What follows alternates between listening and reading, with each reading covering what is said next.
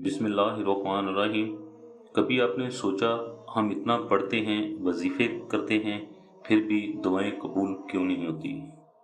दिल थक जाता है और इंसान सोचता है कि शायद अल्लाह नाराज़ है।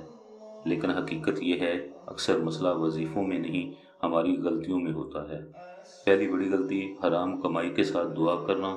दूसरी गलती नमाजों में लापरवाही और सिर्फ मुश्किल में अल्लाह को याद करना।